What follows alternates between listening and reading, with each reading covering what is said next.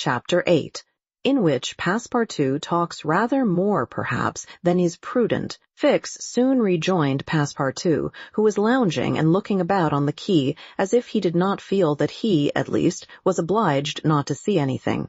"Well, my friend," said the detective, coming up with him, "is your passport visaed?" "Ah, it's you, is it, monsieur?" responded Passepartout. "Thanks, yes, the passport is all right." "And you are looking about you?" "Yes, but we travel so fast that I seem to be journeying in a dream. So this is Suez?" "Yes." "In Egypt?" "Certainly, in Egypt." "And in Africa?" "In Africa." "In Africa," repeated Passepartout. "Just think, monsieur, I had no idea that we should go farther than Paris, and all that I saw of Paris was between 20 minutes past 7 and 20 minutes before 9 in the morning, between the Northern and the Lion stations, through the windows of a car and in a driving rain. How I regret not having seen once more Père Lachaise and the circus in the Champs-Élysées." "You are in a great hurry, then." "I am not, but my master is. By the way, I must buy some shoes and shirts. We came away without trunks, only with a carpet-bag." "I will show you an excellent shop for getting what you want. Really, monsieur, you are very kind." And they walked off together, Passepartout chatting volubly as they went along. "Above all," said he, "don't let me lose the steamer." "You have plenty of time. It's only 12 o'clock. Passepartout pulled out his big watch. "12!" he exclaimed. "Why, it's only 8 minutes before 10. Your watch is slow." "My watch? A family watch, monsieur, which has come down from my great-grandfather. It doesn't vary 5 minutes in the year. It's a perfect chronometer, look you." "I see how it is," said Fix. "You have kept London time, which is 2 hours behind that of Suez. You ought to regulate your watch at noon in each country." "I regulate my watch? Never." "Well, then, it will not agree with the sun." "So much the worse for the sun, monsieur. The sun will be wrong then." And the worthy fellow returned the watch to its fob with a defiant gesture. After a few minutes' silence, Fix resumed. "You left London hastily, then?" "I rather think so. Last Friday at 8 o'clock in the evening, Monsieur Fogg came home from his club, and 3/4 of an hour afterwards we were off." "But where is your master going?" "Always straight ahead. He is going round the world." "Round the world?" cried Fix. "Yes, and in 80 days. He says it is on a wager. But between us, I don't believe a word of it. That wouldn't be common sense. There's something else in the wind." "Ah, Mr. Fogg is a character, is he?" "I should say he was." "Is he rich?" "No doubt, for he is carrying an enormous sum in brand-new banknotes with him. And he doesn't spare the money on the way, either. He has offered a large reward to the engineer of the Mongolia if he gets us to Bombay well in advance of time." "And you have known your master a long time?" "Why, no. I entered his service the very day we left London." The effect of these replies upon the already suspicious and excited detective may be imagined.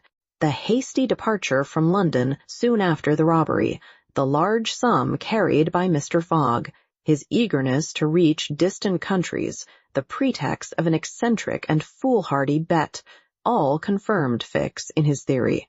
He continued to pump poor Passepartout, and learned that he really knew little or nothing of his master, who lived a solitary existence in London, was said to be rich, though no one knew whence came his riches, and was mysterious and impenetrable in his affairs and habits. Fix felt sure that Phileas Fogg would not land at Suez, but was really going on to Bombay.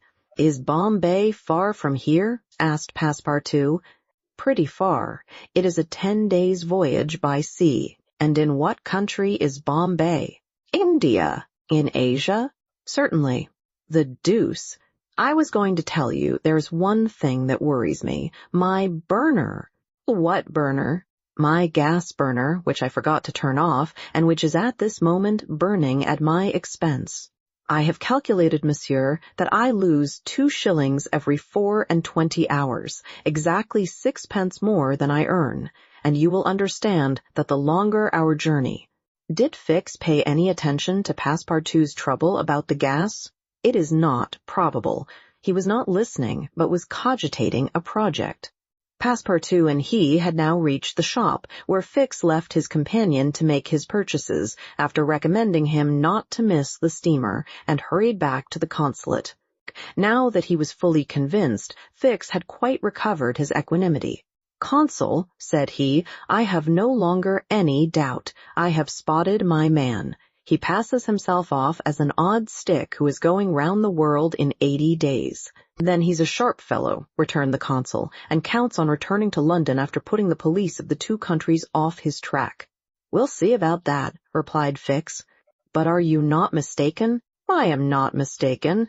Why was this robber so anxious to prove, by the visa, that he had passed through Suez? Why? I have no idea. But listen to me.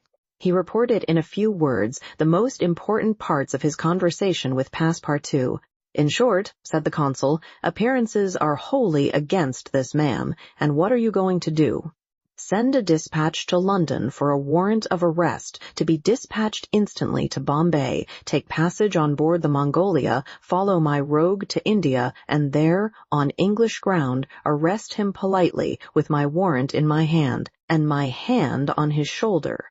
Having uttered these words with a cool, careless air, the detective took leave of the consul and repaired to the telegraph office, whence he sent the dispatch which we have seen to the London police office.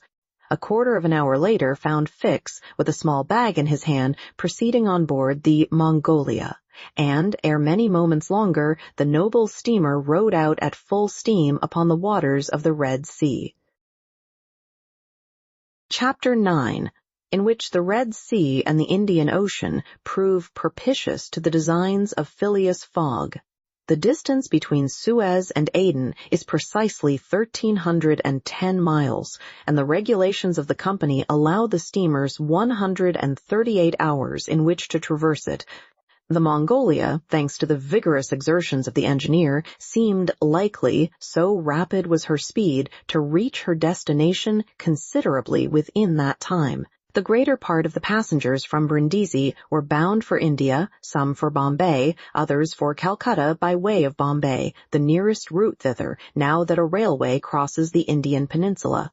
Among the passengers was a number of officials and military officers of various grades, the latter being either attached to the regular British forces or commanding the sepoy troops, and receiving high salaries ever since the central government has assumed the powers of the East India Company, for the sub-lieutenants get £280, brigadiers £2,400, and generals of divisions £4,000. What with the military men, a number of rich young Englishmen on their travels, and the hospitable efforts of the purser, the time passed quickly on the Mongolia. The best of fare was spread upon the cabin tables at breakfast, lunch, dinner, and the 8 o'clock supper, and the ladies scrupulously changed their toilets twice a day, and the hours were whirled away when the sea was tranquil, with music, dancing, and games. But the Red Sea is full of caprice, and often boisterous, like most long and narrow gulfs. When the wind came from the African or Asian coast, the Mongolia, with her long hull, rolled fearfully. Then the ladies speedily disappeared below. The pianos were silent. Singing and dancing suddenly ceased, yet the good ship ploughed straight on, unretarded by wind or wave, towards the straits of Bab el-Mandeb. What was Phileas Fogg doing all this time? It might be thought that, in his anxiety, he would be constantly watching the changes of the wind, the disorderly raging of the billows, every chance, in short, which might force the Mongolia to slacken her speed, and thus interrupt his journey.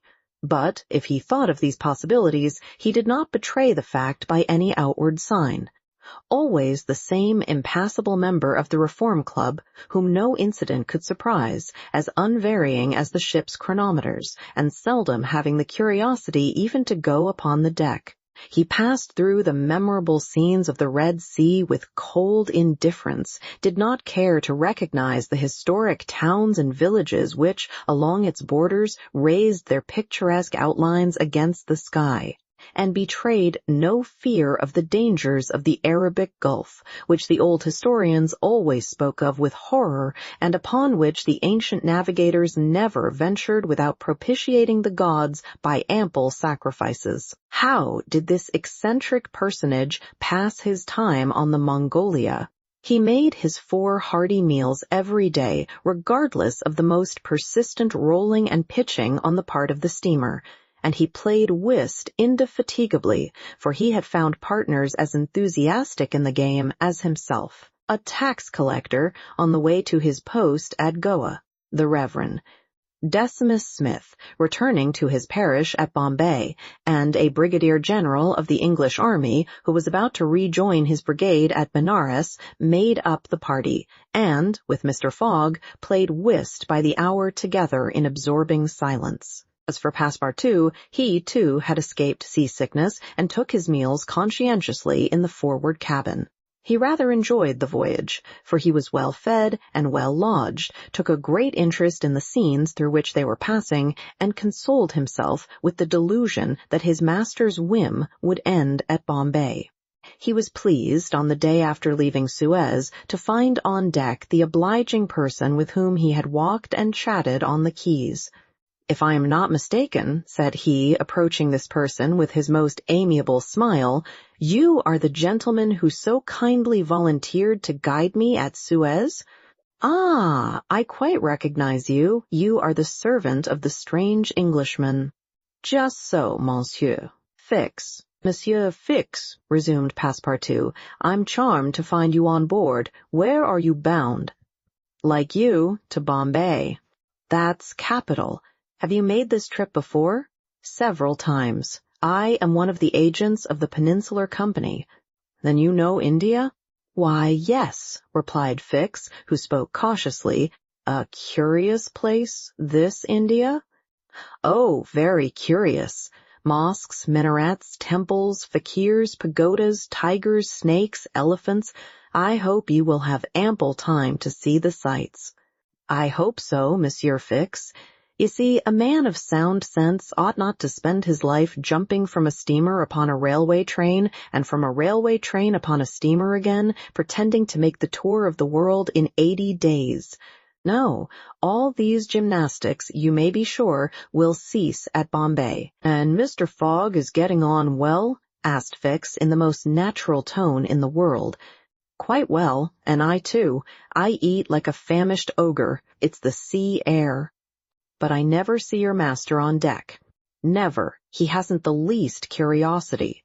"Do you know, Mr. Passepartout, that this pretended tour in 80 days may conceal some secret errand, perhaps a diplomatic mission?" "Faith, Monsieur Fix, I assure you I know nothing about it, nor would I give half a crown to find out." After this meeting, Passepartout and Fix got into the habit of chatting together, the latter making it a point to gain the worthy man's confidence.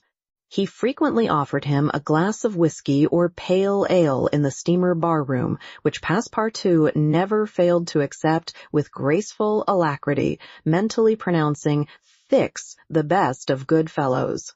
Meanwhile, the Mongolia was pushing forward rapidly.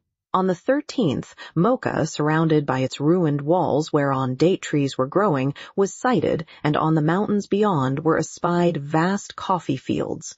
Passepartout was ravished to behold this celebrated place, and thought that, with its circular walls and dismantled fort, it looked like an immense coffee cup and saucer. The following night they passed through the Strait of Bab el-Mandeb, which means in Arabic the Bridge of Tears, and the next day they put in at Steamer Point, northwest of Aden Harbor, to take in coal. This matter of fueling steamers is a serious one at such distances from the coal mines. It costs the Peninsular Company some £800,000 a year. In these distant seas, coal is worth £3 or £4 sterling a ton. The Mongolia had still 1,650 miles to traverse before reaching Bombay and was obliged to remain 4 hours at Steamer Point to coal up. But this delay, as it was foreseen, did not affect Phileas Fogg's program. Besides, the Mongolia, instead of reaching Aden on the morning of the 15th when she was due, arrived there on the evening of the 14th, a gain of 15 hours. Mr. Fogg and his servant went ashore at Aden to have the passport again vised. Fix, unobserved, followed them. The visa procured, Mr. Fogg returned on board to resume his former habits, while Passepartout, according to custom, sauntered about among the mixed population of Somalis, Banyans, Parsees, Jews, Arabs, and Europeans who comprise the 25,000 inhabitants of Aden. He gazed with wonder upon the fortifications which make this place the Gibraltar of the Indian Ocean, and the vast cisterns where the English engineers were still at work, 2,000 years after the engineers of Solomon. Very curious, said Passepartout to himself on returning to the steamer. I see that it is by no means useless to travel if a man wants to see something new. At 6 p.m., the Mongolia slowly moved out of the roadstead and was soon once more on the Indian Ocean. She had 168 hours in which to reach Bombay, and the sea was favorable, the wind being in the northwest, and all sails aiding the engine. The steamer rolled but little. The ladies, in fresh toilets, reappeared on deck, and the singing and dancing were resumed. The trip was being accomplished most successfully, and Passepartout was enchanted with the congenial companion which chance had secured him in the person of the delightful Fix. On Sunday, October 20th, towards noon, they came in sight of the Indian coast. 2 hours later, the pilot came on board. A range of hills lay against the sky in the horizon, and soon the rows of palms which adorn Bombay came distinctly into view. The steamer entered the road formed by the islands in the bay, and at 4:30 she hauled up at the quays of Bombay. Phileas Fogg was in the act of finishing the 33rd rubber of the voyage, and his partner and himself having by a bold stroke captured all 13 of the tricks, concluded this fine campaign with a brilliant victory. The Mongolia was due at Bombay on the 22nd. She arrived on the 20th. This was a gain to Phileas Fogg of 2 days since his departure from London, and he calmly entered the fact in the itinerary in the column of gains. Chapter 10, in which Passepartout is only too glad to get off with the loss of his shoes. Everybody knows that the great reversed triangle of land, with its base in the north and its apex in the south, which is called India, embraces 1,400,000 square miles, upon which is spread unequally a population of 180 millions of souls.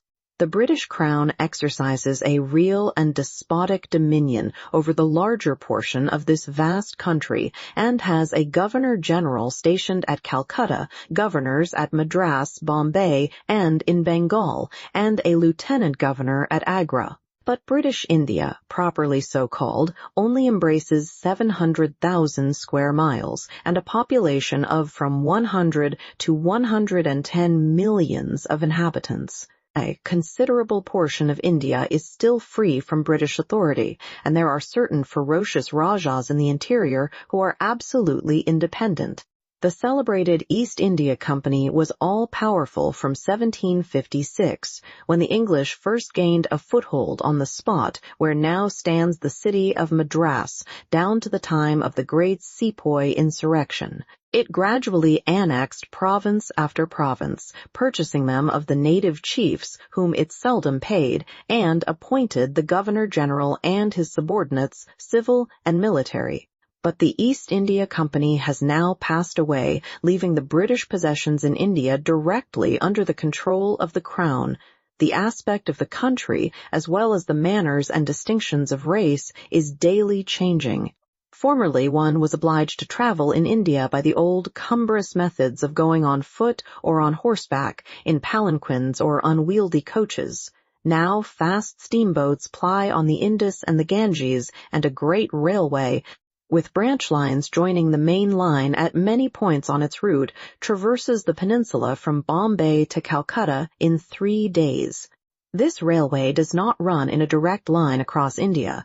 The distance between Bombay and Calcutta as the bird flies is only from 1,000 to 1,100 miles, but the deflections of the road increase this distance by more than a third. The general route of the Great Indian Peninsula Railway is as follows. Leaving Bombay, it passes through Salsette, crossing to the continent opposite Tanna, goes over the chain of the Western Ghauts, runs thence northeast as far as Berhampur, skirts the nearly independent territory of Bundelkund, ascends to Allahabad, turns thence eastwardly, meeting the Ganges at Benares, then departs from the river a little, and, descending southeastward by Burdwan and the French town of Chandernagore, has its terminus at Calcutta. The passengers of the Mongolia went ashore at 4:30 p.m. At exactly 8 the train would start for Calcutta. Mr. Fogg, after bidding goodbye to his whist partners, left the steamer, gave his servant several errands to do, urged it upon him to be at the station promptly at 8, and, with his regular step, which beat to the second, like an astronomical clock, directed his steps to the passport office. As for the wonders of Bombay, its famous city hall, its splendid library, its forts and docks, its bazaars, mosques, synagogues, its Armenian churches, and the noble pagoda on Malabar Hill with its 2 polygonal towers, he cared not a straw to see them. He would not deign to examine even the masterpieces of Elephanta, or the mysterious hypogea concealed southeast from the docks, or those fine remains of Buddhist architecture, the Canharian grottos of the island of Salcette. Having transacted his business at the passport office, Phileas Fogg repaired quietly to the railway station, where he ordered dinner. Among the dishes served up to him, the landlord especially recommended a certain giblet of native rabbit on which he prided himself. Mr. Fogg accordingly tasted the dish, but, despite its spiced sauce, found it far from palatable. He rang for the landlord, and, on his appearance, said, fixing his clear eyes upon him, "Is this rabbit, sir?" "Yes, my lord," the rogue boldly replied, "rabbit from the jungles." "And this rabbit did not mew when he was killed?" "Mew, my lord. What a rabbit mew, I swear to you." "Be so good, landlord, as not to swear, but remember this. Cats were formerly considered, in India, as sacred animals. That was a good time. For the cats, my lord? Perhaps for the travelers as well." After which Mr. Fogg quietly continued his dinner. Fix had gone on shore shortly after Mr. Fogg, and his first destination was the headquarters of the Bombay police. He made himself known as a London detective, told his business at Bombay and the position of affairs relative to the supposed robber, and nervously asked if a warrant had arrived from London. It had not reached the office. Indeed, there had not yet been time for it to arrive. Fix was sorely disappointed and tried to obtain an order of arrest from the director of the Bombay police. This the director refused, as the matter concerned the London office, which alone could legally deliver the warrant. Fix did not insist, and was fain to resign himself to await the arrival of the important document. But he was determined not to lose sight of the mysterious rogue as long as he stayed in Bombay. He did not doubt for a moment, any more than Passepartout, that Phileas Fogg would remain there, at least until it was time for the warrant to arrive. Passepartout, however, had no sooner heard his master's orders on leaving the Mongolia than he saw at once that they were to leave Bombay as they had done Suez and Paris, and that the journey would be extended at least as far as Calcutta, and, perhaps, beyond that place. He began to ask himself if this bet that Mr. Fogg talked about was not really in good earnest, and whether his fate was not in truth forcing him, despite his love of repose, around the world in 80 days. Having purchased the usual quota of shirts and shoes, he took a leisurely promenade about the streets, where crowds of people of many nationalities, Europeans, Persians with pointed caps, Banyas with round turbans, Sindhis with square bonnets, Parsis with black mitres, and long-robed Armenians were collected. It happened to be the day of a Parsi festival. These descendants of the sect of Zoroaster, the most thrifty, civilized, intelligent, and austere of the East Indians, among whom are counted the richest native merchants of Bombay, were celebrating a sort of religious carnival with processions and shows, in the midst of which Indian dancing girls, clothed in rose-colored gauze, looped up with gold and silver, danced airily, but with perfect modesty, the sound of viols and the clanging of tambourines. It is needless to say that Passepartout watched these curious ceremonies with staring eyes and gaping mouth, and that his countenance was that of the greenest booby imaginable. Unhappily for his master, as well as himself, his curiosity drew him unconsciously farther off than he intended to go. At last, having seen the Parsi carnival wind away in the distance, he was turning his steps towards the station when he happened to espy the splendid pagoda on Malabar Hill and was seized with an irresistible desire to see its interior. He was quite ignorant that it is forbidden to Christians to enter certain Indian temples, and that even the faithful must not go in without first leaving their shoes outside the door. It may be said here that the wise policy of the British government severely punishes a disregard of the practices of the native religions. Passepartout, however, thinking no harm, went in like a simple tourist, and was soon lost in admiration of the splendid Brahmin ornamentation which everywhere met his eyes, when of a sudden he found himself sprawling on the sacred flagging.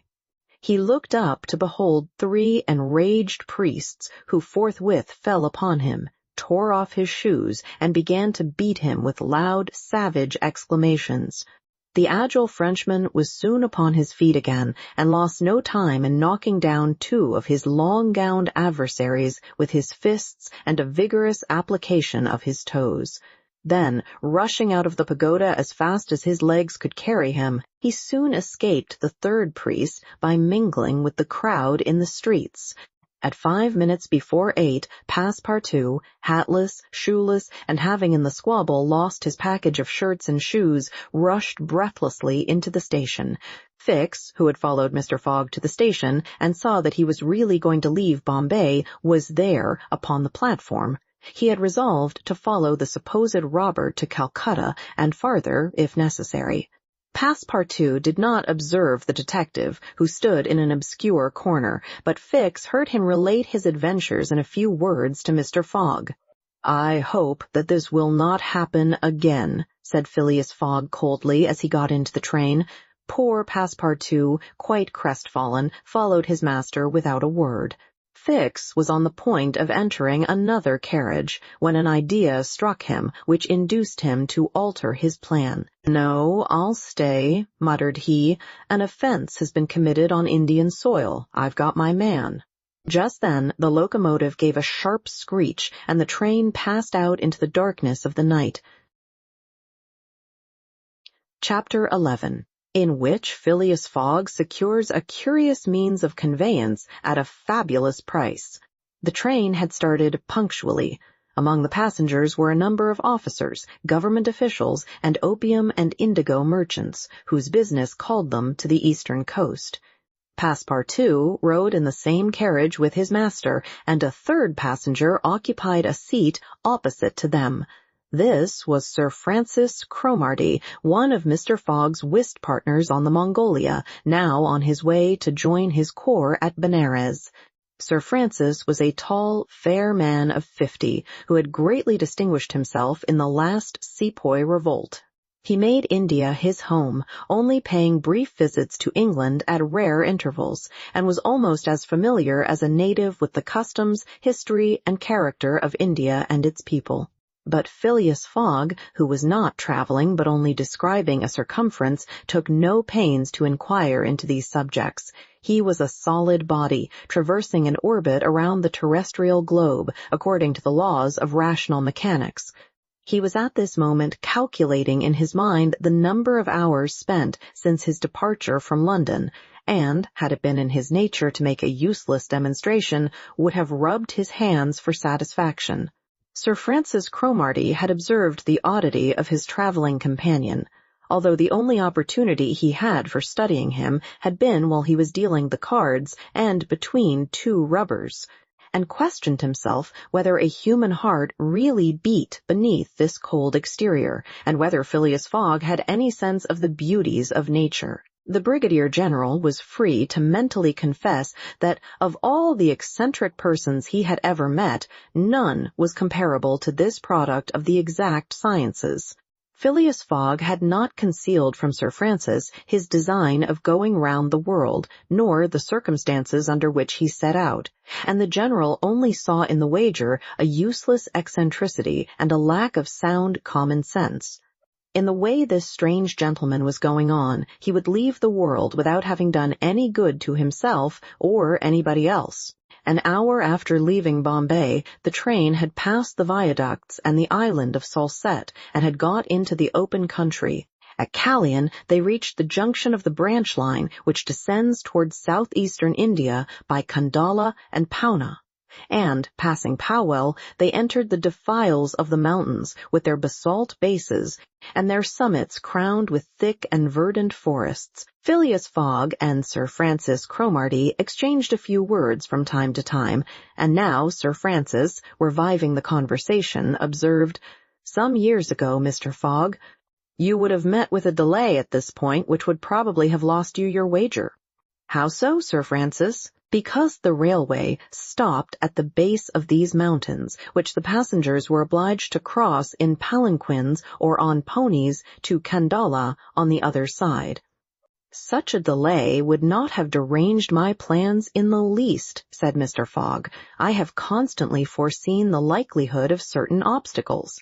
"But, Mr. Fogg," pursued Sir Francis, "you run the risk of having some difficulty about this worthy fellow's adventure at the pagoda." Passepartout, his feet comfortably wrapped in his traveling blanket, was sound asleep and did not dream that anybody was talking about him. "The government is very severe upon that kind of offense. It takes particular care that the religious customs of the Indians should be respected, and if your servant were caught." "Very well, Sir Francis," replied Mr. Fogg. "If he had been caught he would have been condemned and punished, and then would have quietly returned to Europe.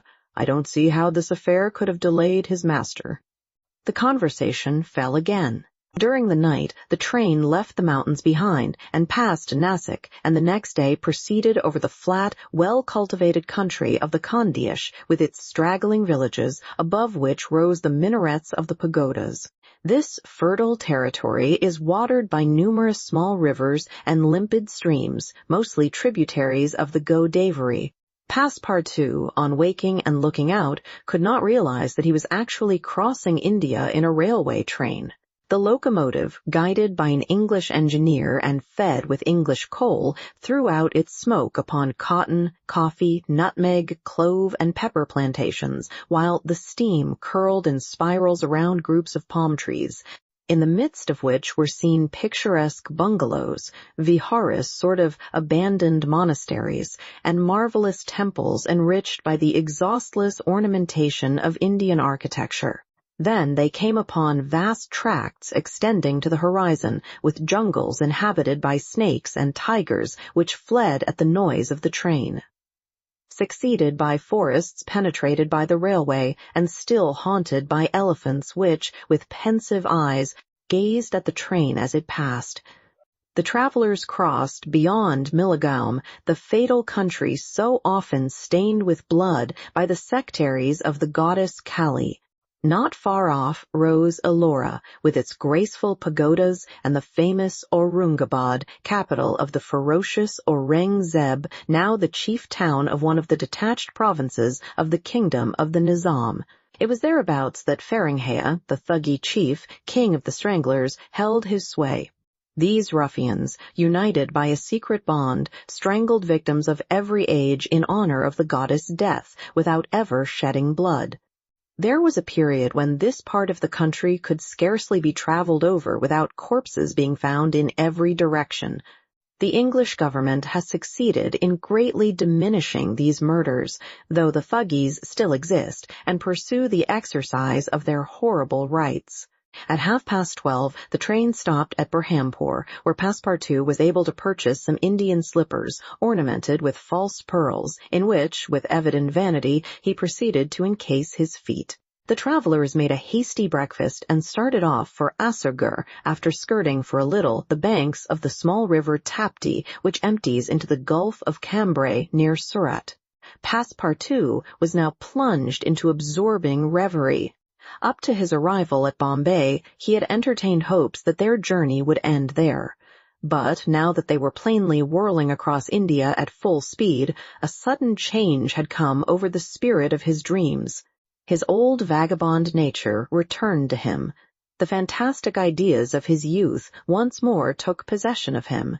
He came to regard his master's project as intended in good earnest, believed in the reality of the bet, and therefore in the tour of the world and the necessity of making it without fail within the designated period. Already he began to worry about possible delays and accidents which might happen on the way. He recognized himself as being personally interested in the wager, and trembled at the thought that he might have been the means of losing it by his unpardonable folly of the night before.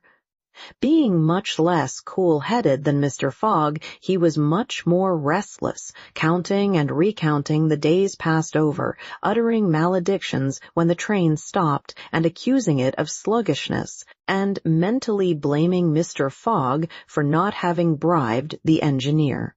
The worthy fellow was ignorant that, while it was possible by such means to hasten the rate of a steamer, it could not be done on the railway. The train entered the defiles of the Sutpur Mountains, which separate the Khandish from Bundelkund, towards evening.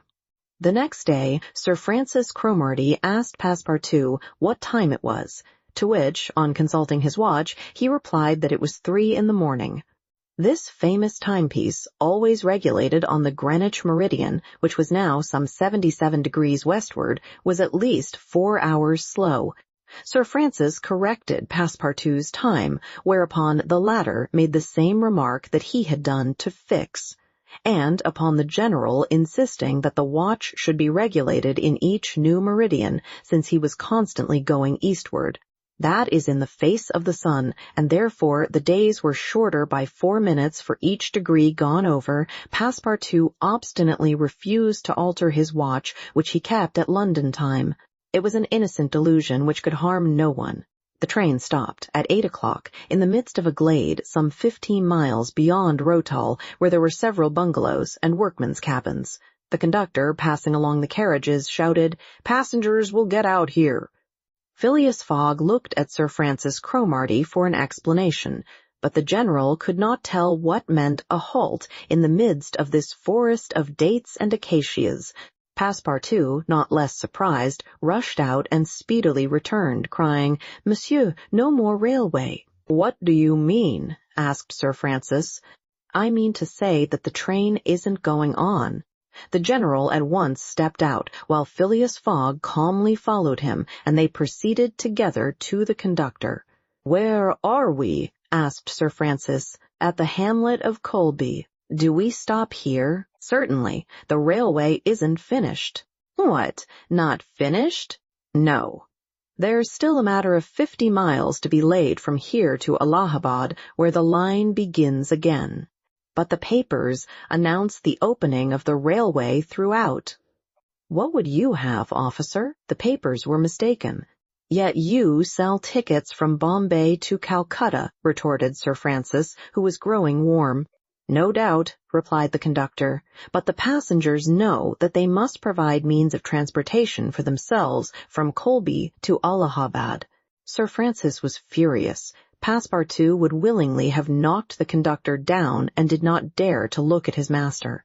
"Sir Francis," said Mr. Fogg quietly, "we will, if you please, look about for some means of conveyance to Allahabad."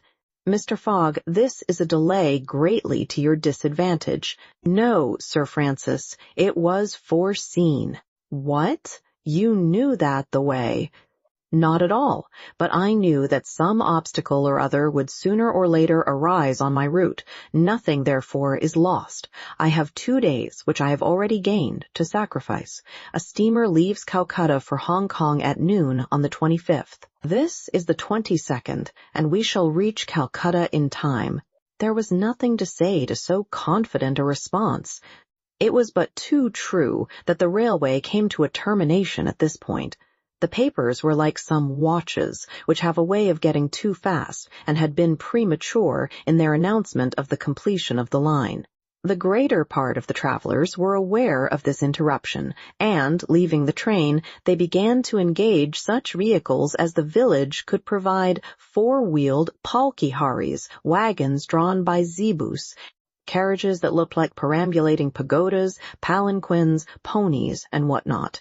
Mr. Fogg and Sir Francis Cromarty, after searching the village from end to end, came back without having found anything. "I shall go afoot," said Phileas Fogg. Passepartout, who had now rejoined his master, made a wry grimace as he thought of his magnificent but too frail Indian shoes. Happily, he, too, had been looking about him, and, after a moment's hesitation, said, "Monsieur, I think I have found a means of conveyance." "What?" An elephant that belongs to an Indian who lives but 100 steps from here." "Let's go and see the elephant," replied Mr. Fogg. They soon reached a small hut, near which, enclosed within some high palings, was the animal in question. An Indian came out of the hut, and, at their request, conducted them within the enclosure. The elephant, which its owner had reared, not for a beast of burden, but for warlike purposes, was half domesticated.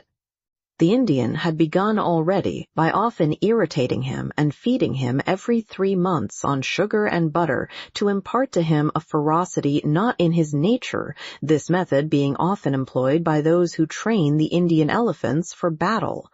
Happily, however, for Mr. Fogg, the animal's instruction in this direction had not gone far, and the elephant still preserved his natural gentleness. Keone. This was the name of the beast.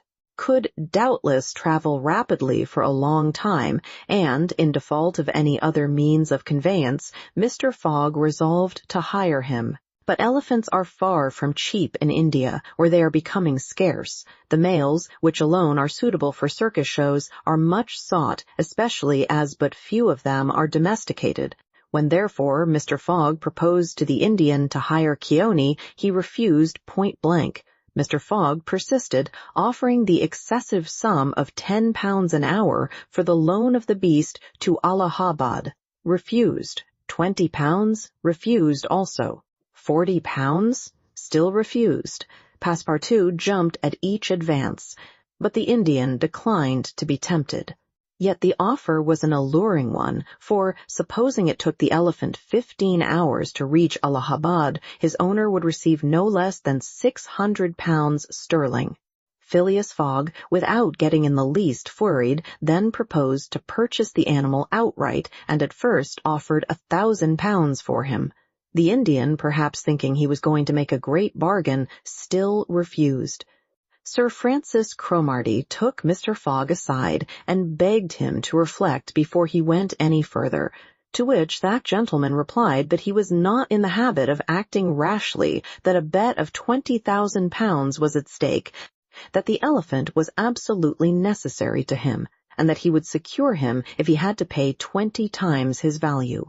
Returning to the Indian, whose small, sharp eyes, glistening with avarice, betrayed that with him it was only a question of how great a price he could obtain, Mr. Fogg offered first £1,200, then £1,500, £1,800, £2,000. Passepartout, usually so rubicund, was fairly white with suspense. At £2,000 the Indian yielded. "What a price, good heavens!" cried Passepartout, "for an elephant." It only remained now to find a guide, which was comparatively easy. A young Parsee, with an intelligent face, offered his services, which Mr. Fogg accepted, promising so generous a reward as to materially stimulate his zeal. The elephant was led out and equipped. The Parsee, who was an accomplished elephant driver, covered his back with a sort of saddle cloth and attached to each of his flanks some curiously uncomfortable howdahs. Phileas Fogg paid the Indian with some banknotes, which he extracted from the famous carpet-bag, a proceeding that seemed to deprive poor Passepartout of his vitals. Then he offered to carry Sir Francis to Allahabad, which the brigadier gratefully accepted, as one traveler the more would not be likely to fatigue the gigantic beast.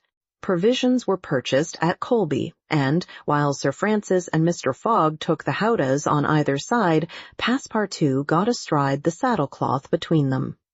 The Parsee perched himself on the elephant's neck, and at 9 o'clock they set out from the village, the animal marching off through the dense forest of palms by the shortest cut. Chapter 12. In which Phileas Fogg and his companions venture across the Indian forests, and what ensued. In order to shorten the journey, the guide passed to the left of the line, where the railway was still in process of being built. This line, owing to the capricious turnings of the Vindhya Mountains, did not pursue a straight course. The Parsee, who was quite familiar with the roads and paths in the district, declared that they would gain 20 miles by striking directly through the forest. Phileas Fogg and Sir Francis Cromarty, plunged to the neck in the peculiar howdahs provided for them, were horribly jostled by the swift trotting of the elephant, spurred on as he was by the skillful Parsee. But they endured the discomfort with true British phlegm, talking little and scarcely able to catch a glimpse of each other. As for Passepartout, who was mounted on the beast's back and received the direct force of each concussion as he trod along, he was very careful, in accordance with his master's advice, to keep his tongue from between his teeth, as it would otherwise have been bitten off short. The worthy fellow bounced from the elephant's neck to his rump and vaulted like a clown on a springboard. Yet he laughed in the midst of his bouncing, and from time to time took a piece of sugar out of his pocket, and inserted it in Keone's trunk, who received it without in the least slackening his regular trot. After 2 hours, the guide stopped the elephant and gave him an hour for rest, during which Keone, after quenching his thirst at a neighboring spring, set to devouring the branches and shrubs round about him. Neither Sir Francis nor Mr. Fogg regretted the delay, and both descended with a feeling of relief. "Why, he's made of iron!" exclaimed the general, gazing admiringly on Keone. "Of forged iron," replied Passepartout, as he set about preparing a hasty breakfast. At noon, the Parsee gave the signal of departure. The country soon presented a very savage aspect. Copses of dates and dwarf palms succeeded the dense forests, then vast dry plains, dotted with scanty shrubs and sown with great blocks of syenite. All this portion of Bundelkund, which is little frequented by travelers, is inhabited by a fanatical population, hardened in the most horrible practices of the Hindu faith.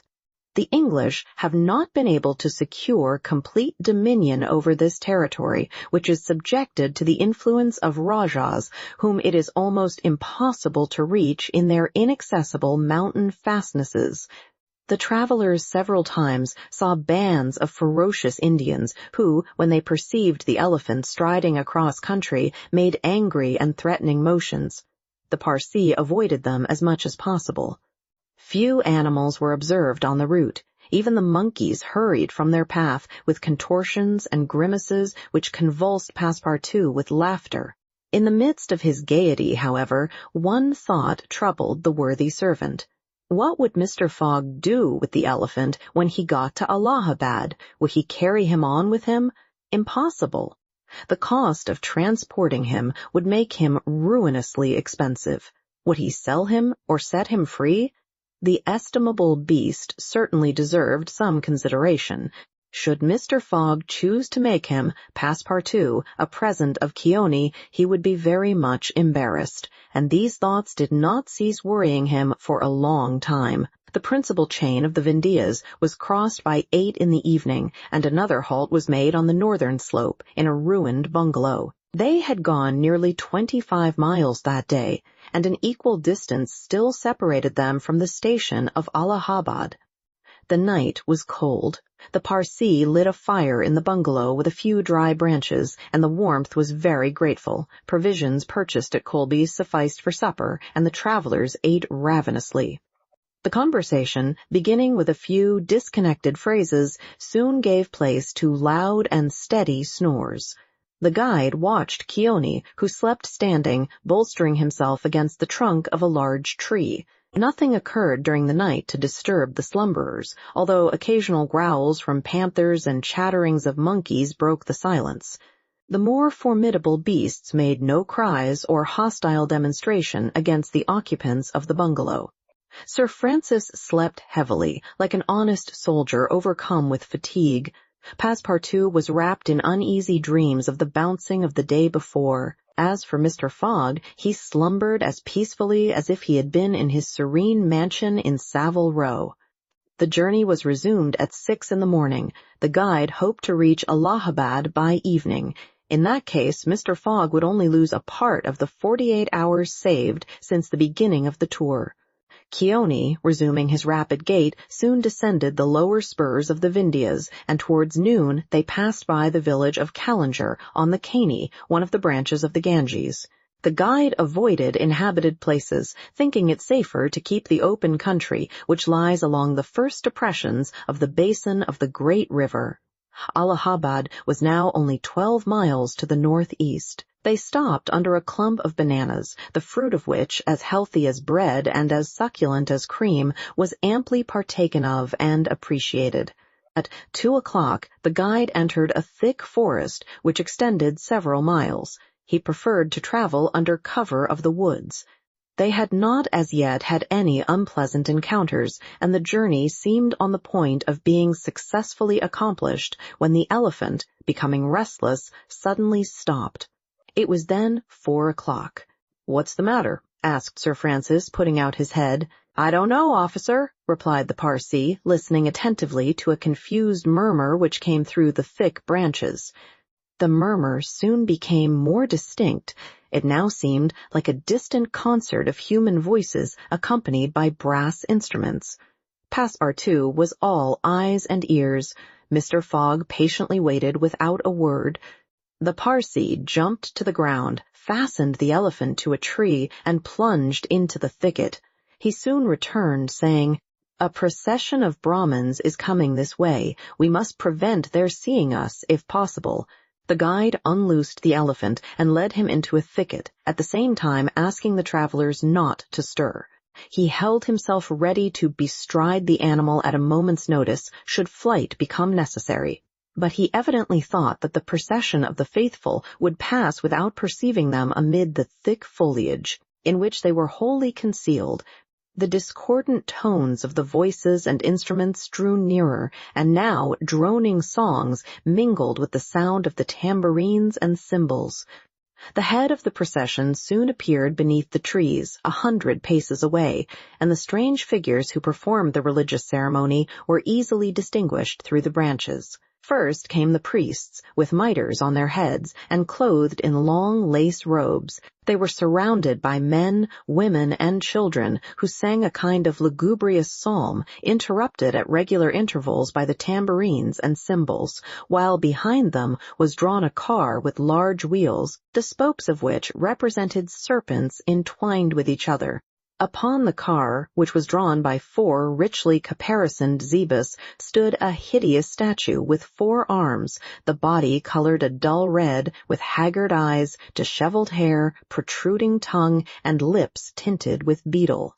It stood upright upon the figure of a prostrate and headless giant. Sir Francis, recognizing the statue, whispered, "The goddess Kali, the goddess of love and death." "Of death, perhaps," muttered back Passepartout, "but of love, that ugly old hag, never." The Parsee made a motion to keep silence. A group of old fakirs were capering and making a wild ado round the statue. These were striped with ochre and covered with cuts whence their blood issued drop by drop. Stupid fanatics, who, in the great Indian ceremonies, still throw themselves under the wheels of Juggernaut. Some Brahmins, clad in all the sumptuousness of Oriental apparel, and leading a woman who faltered at every step, followed. This woman was young and as fair as a European.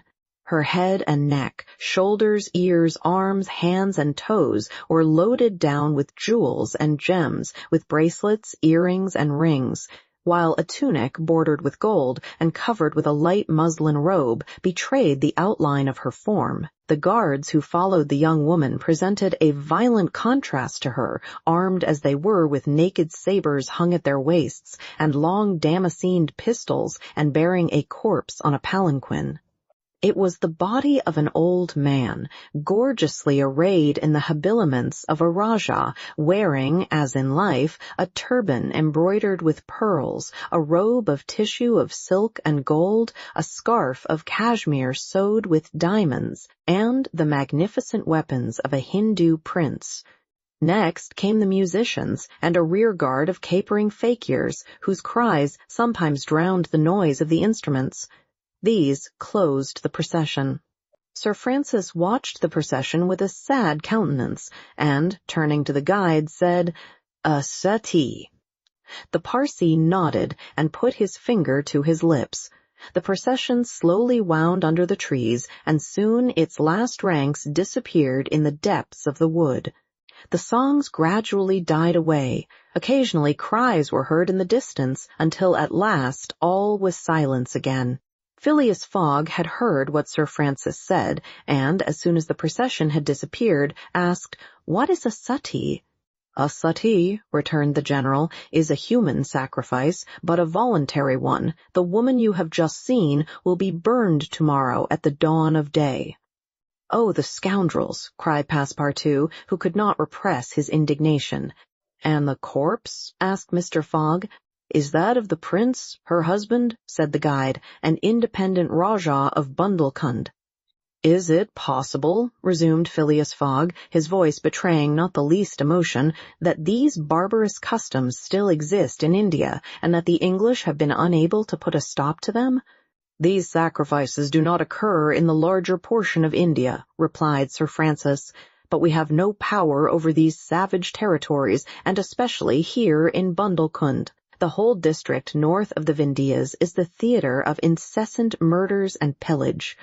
"The poor wretch," exclaimed Passepartout, "to be burned alive." "Yes," returned Sir Francis, "burned alive, and, if she were not, you cannot conceive what treatment she would be obliged to submit to from her relatives. They would shave off her hair, feed her on a scanty allowance of rice, treat her with contempt. She would be looked upon as an unclean creature, and would die in some corner like a scurvy dog. The prospect of so frightful an existence drives these poor creatures to the sacrifice much more than love or religious fanaticism. Sometimes, however, the sacrifice is really voluntary, and it requires the active interference of the government to prevent it. Several years ago, when I was living at Bombay, a young widow asked permission of the governor to be burned along with her husband's body, but, as you may imagine, he refused. The woman left the town, took refuge with an independent Rajah, and there carried out her self-devoted purpose. While Sir Francis was speaking, the guide shook his head several times, and now said, "The sacrifice which will take place tomorrow at dawn is not a voluntary one." "How do you know?" "Everybody knows about this affair in Bundelkund." "But the wretched creature did not seem to be making any resistance," observed Sir Francis. "That was because they had intoxicated her with fumes of hemp and opium." "But where are they taking her?" "To the pagoda of Pillaji, 2 miles from here. She will pass the night there." "And the sacrifice will take place." "Tomorrow, at the first light of dawn." The guide now led the elephant out of the thicket and leaped upon his neck. Just at the moment that he was about to urge Keone forward with a peculiar whistle, Mr. Fogg stopped him and, turning to Sir Francis Cromarty, said, "Suppose we save this woman." "Save the woman, Mr. Fogg." "I have yet 12 hours to spare. I can devote them to that." "Why, you are a man of heart." "Sometimes," replied Phileas Fogg quietly, "when I have the time."